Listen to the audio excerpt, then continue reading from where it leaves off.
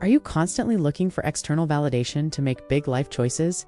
Feeling totally lost at every major crossroads? If you're nodding along, it's time to stop giving your power away. It's time to learn how to unlock your own inner compass. Join me today as we uncover the incredible power of your own intuition. We'll explore how to listen to that inner knowing, how to recognize the whispers of your authentic self, and how to confidently make decisions that truly deeply serve you. To really master the art of intuition, you have to make a big shift. You have to move from thinking your way through life to sensing your way through it. This isn't just some fluffy concept. It's deeply rooted in science, specifically something called the somatic marker theory. This theory suggests that our bodies store emotional memories from past experiences. These memories mark potential choices with physical sensations, often before our conscious mind even has time to process all the data. It's like having a built-in biological GPS. So, how do we decode these subtle signals and turn them into a reliable guide? Let's start by creating a physical dictionary for your soul. See? Your intuition doesn't speak English. It speaks in physical sensations. And while everyone is a little different, there are some common physical biomarkers of this inner voice. First, there's the expansive yes.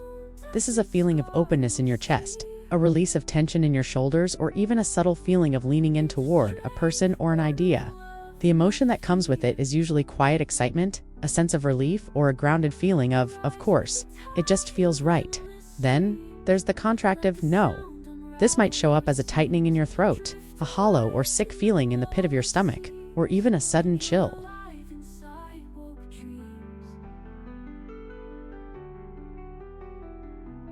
It feels like swimming against the current. Finally, there's the neutral nudge. This one is fascinating. It's a sudden, random thought that just pops into your mind without any emotional charge. It's like a pop-up notification from your brain. For example, you might be driving your usual route home and get a random thought. Take the back road home, even when you're not in a rush. That's the nudge. Now, here's where it gets tricky. Distinguishing between the quiet whisper of intuition and the loud roar of our emotions is probably the hardest part of this whole process. Fear, anxiety, wishful thinking, they all trigger physical sensations, so it's easy to confuse them with your gut feeling. But if you look closely at the texture, timing, and tone of the thought, you can learn to tell them apart. Let's break it down. First up, intuition versus fear and anxiety.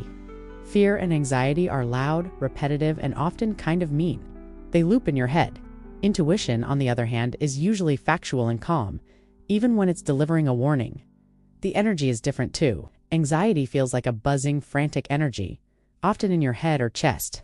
Intuition feels more like a heavy, grounded weight, usually in your gut or your heart. And think about the story they tell.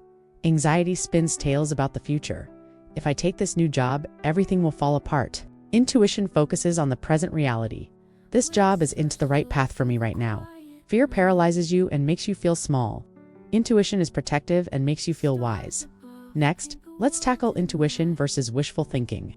Wishful thinking is like intuition's evil twin. It's when we want something so badly that we convince ourselves our gut is telling us it's right. The spark for wishful thinking is usually some external, shiny object, prestige, money, or getting someone's approval.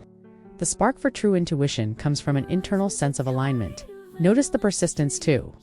Wishful thinking is often a high that fades when you get tired or stressed. Intuition is more like a low hum that stays consistent, whether you're at your best or your worst.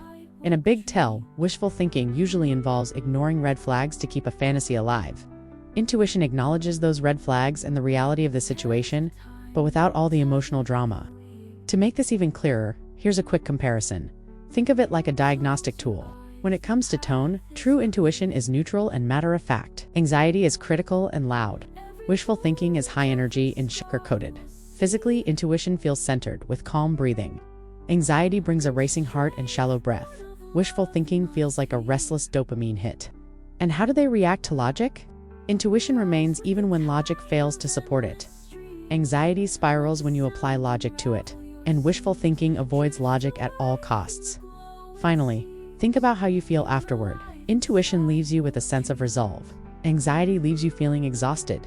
And wishful thinking leaves you with a temporary feeling of hype.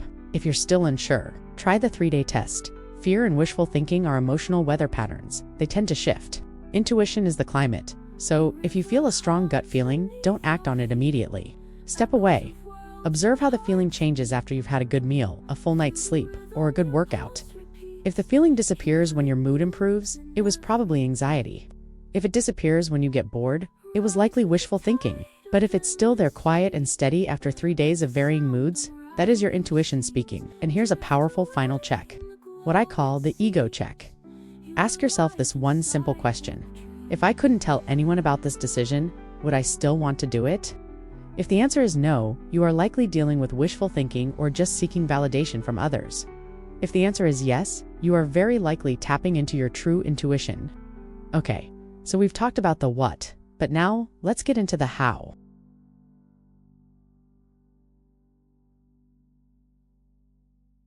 These next exercises are designed to help you build what's called somatic intelligence, the ability to recognize and trust the signals your body is sending you in real time. First up is the split-second flash.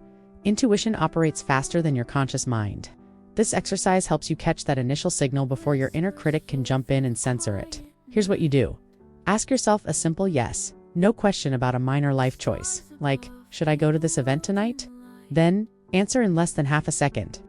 The very first flash of a yes or no, before the but or because arguments starts, that's your intuitive hit. Write down that raw impulse and compare it to the logical conclusion you reach 5 minutes later. You'll be surprised how often that first hit was the right one. Next is somatic journaling, or creating a body map. Traditional journaling can sometimes keep you stuck in your head. Somatic journaling forces you back into your body. Draw a simple outline of a human body in a notebook. When you're facing a decision, don't write sentences. Instead, mark on the drawing where you feel sensations. Use circles or flowing lines for where you feel open or warm. Use X's or jagged lines for where you feel tight, heavy, or sharp. Over time, you'll notice a pattern.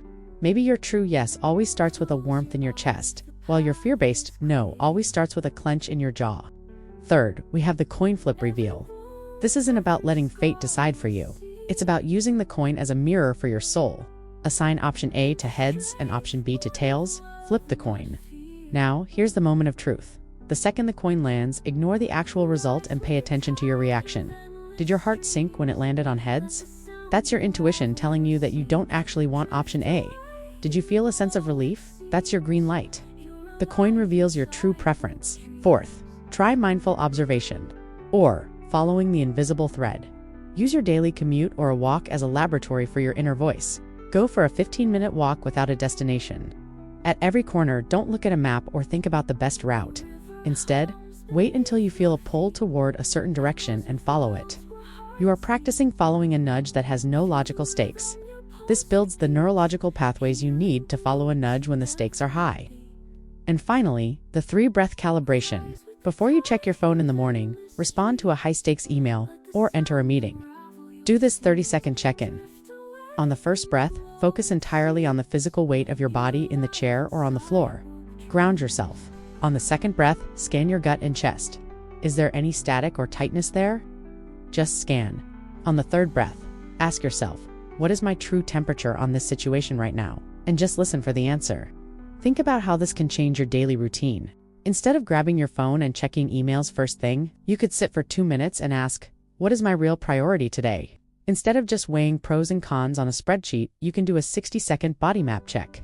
Instead of going to a social event because you feel you should, you can notice if the invitation makes you feel like you're expanding or shrinking. Your intuition is your birthright. It's a superpower that's been waiting for you to tune in. By practicing these techniques, you're not just making better decisions. You're building a deeper, more trusting relationship with the wisest part of yourself. Thank you so much for joining me on this journey today. If this resonated with you, please like, subscribe, and share it with someone who might need to hear it. Let's all learn to trust our inner compass. See you next time.